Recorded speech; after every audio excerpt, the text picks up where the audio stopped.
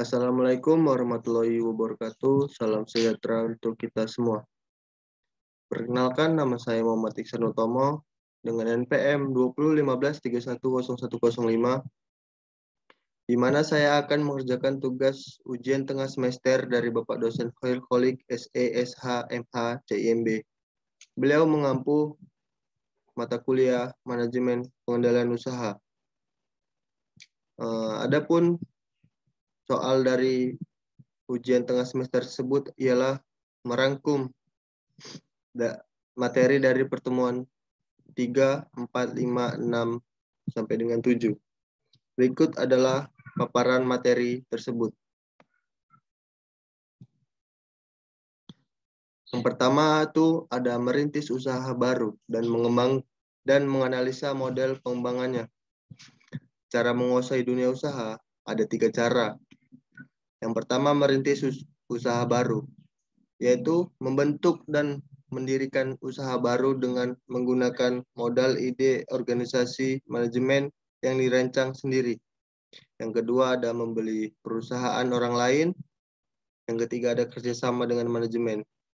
Kerjasama antara wirausaha dengan perusahaan besar dalam mengadakan persetujuan jual beli hak monopoli untuk menyelenggarakan usaha.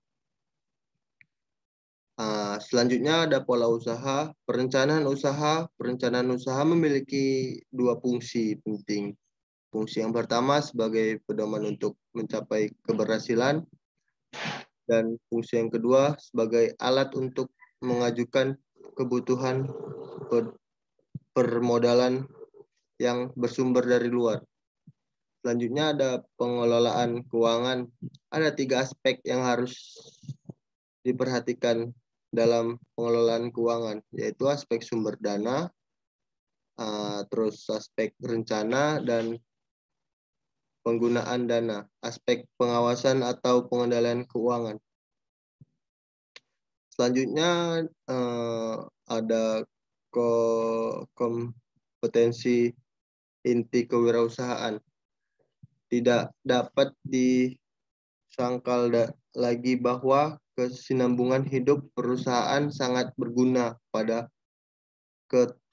ketahanan wirausaha dalam meraih keuntungan bersaing melalui strategi yang dimilikinya. Terus ada strategi bersaing dan kewirausahaan. Dalam manajemen strategi yang baru, Mintzberg mengemukakan 5 SP yang sama artinya dengan strategi, yaitu perencanaan, pola, posisi, perspektif, dan permainan atau taktik. Terus itu ada strategi The New 7S, itu dari ahli Deafeni. Richard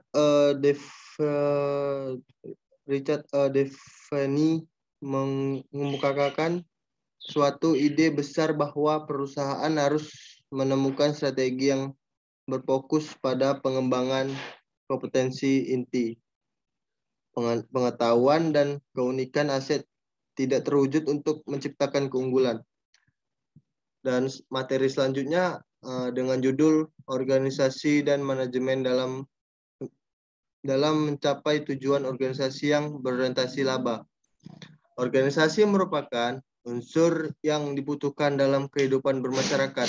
Dengan beberapa alasan seperti organisasi digunakan untuk mendapatkan sesuatu yang tidak mungkin dapat kita lakukan sendiri. Dengan bekerja sama, individu dapat menyelesaikan tugas yang apabila dikerjakan seorang tidak akan tercapai. Organisasi menyediakan perusahaan yang tidak berkesinambungan serta dapat menjamin sumber karir yang penting. Terus ada beberapa pembagian manajemen, yaitu yang pertama manajemen laba. Manajemen laba merupakan salah satu tujuan perusahaan didirikan, dan laba tersebut harus dapat dipertanggungjawabkan kebenarannya. Laba yang diperoleh dari divisi-divisi dapat dikelompokkan menjadi pusat laba. Dan pengertian dari pusat laba itu secara umum, dan pengertian dari pusat laba itu sendiri. Secara umum, manajemen laba adalah upaya manajer perusahaan untuk mengintervensi atau memengaruhi informasi dalam laporan keuangan dengan tujuan untuk mengelabui stakeholder yang ingin mengetahui kinerja dan kondisi perusahaan. Istilah investasi dipakai sebagai dasar sebagian pihak untuk menilai manajemen laba sebagai kecurangan. Sementara pihak lain tetap menganggap aktivitas rekayasa manajerial ini bukan sebagai kecurangan. Alasannya investasi itu dilakukan manajer perusahaan dalam kerangka standar akuntansi, yaitu masih menggunakan metode dan prosedur akuntansi yang diterima dan diakui secara umum. Manajemen laba terjadi ketika para manajer menggunakan keputusan tertentu dalam laporan keuangan dan mengubah transaksi untuk mengubah laporan keuangan. Lalu ada organisasi profit. Organisasi profit merupakan suatu kesatuan usaha yang utuh pada organisasi-organisasi yang berorientasi. Lalu ada tujuan dari organisasi profit, yaitu bertujuan untuk memperoleh keuntungan sebesar-besarnya demi kepentingan suatu golongan atau perseorangan. Biasanya untuk memperkaya diri sendiri, namun ada pula perusahaan-perusahaan laba yang memiliki tujuan mencari keuntungan sekaligus. Lalu ada manfaat dari pusat laba, yaitu kualitas keputusan dapat meningkat karena keputusan tersebut dibuat oleh para manajer yang paling dekat dengan titik keputusan.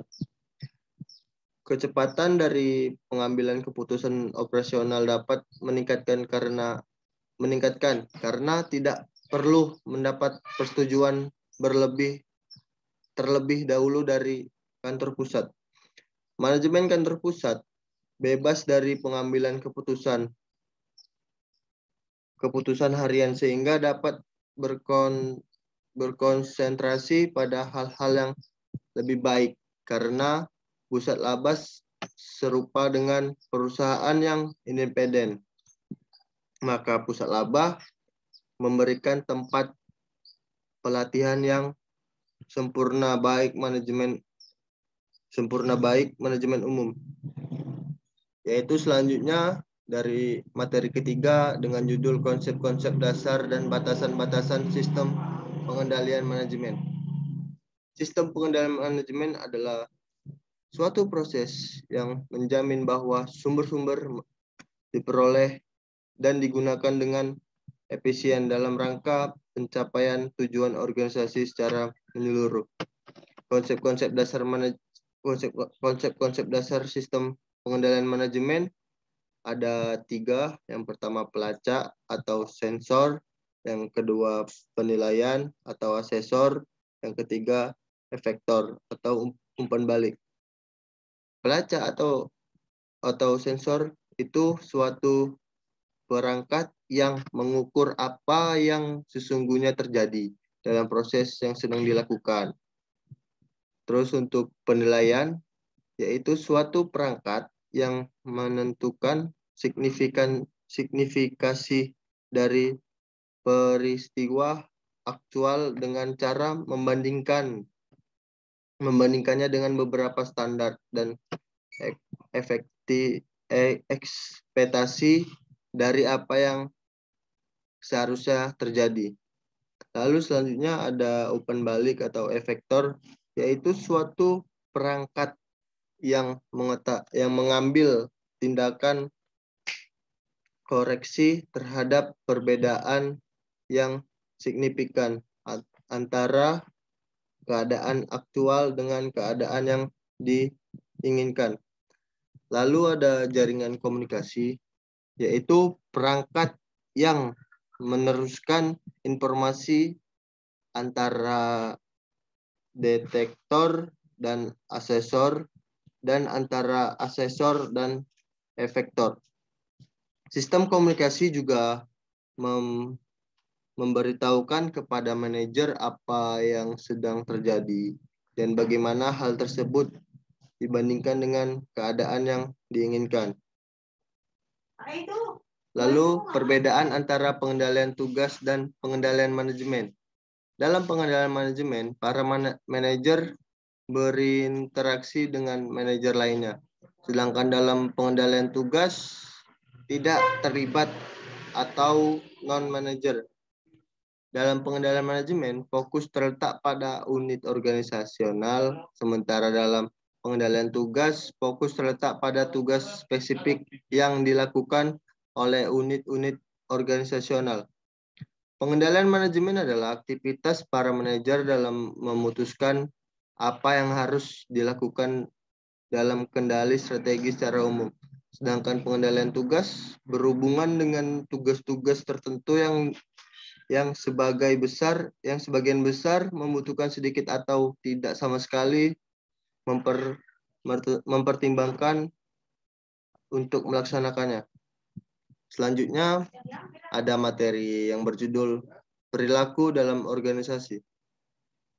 Organisasi adalah sebuah wadah untuk sekumpulan orang yang bekerja secara rasional serta sistematis yang terpimpin untuk mencapai tujuan tertentu, memanfaatkan sumber daya yang ada di dalamnya. Pengertian perilaku dalam organisasi menurut ahli. Menurut Tommy T. Jod menjelaskan bahwa perilaku organisasi adalah bidang studi yang menyediakan dampak yang dipunyai oleh suatu individu, kelompok, dan juga struktur pada perilaku yang ada dalam suatu organisasi. Tujuan dari perilaku organisasi adalah untuk menerapkan ilmu pengetahuan agar bisa meningkatkan efektivitas organisasi.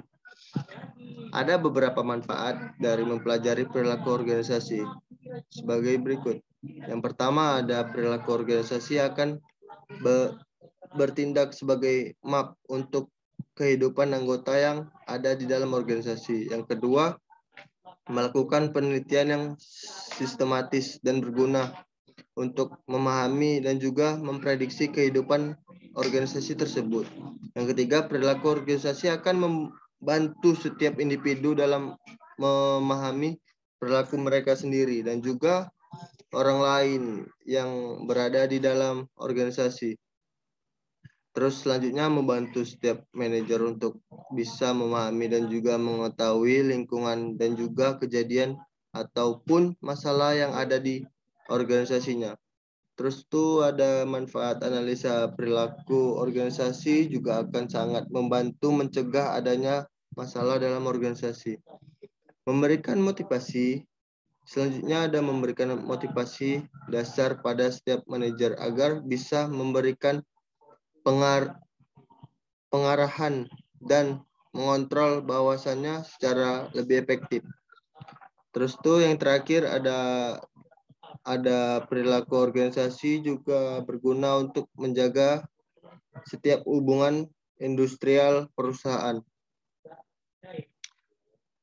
Ruang lingkup perilaku organisasi ada 3, yaitu yang pertama ruang perilaku individu, yang kedua ada perilaku antar individu, yang ketiga ada perilaku kelompok.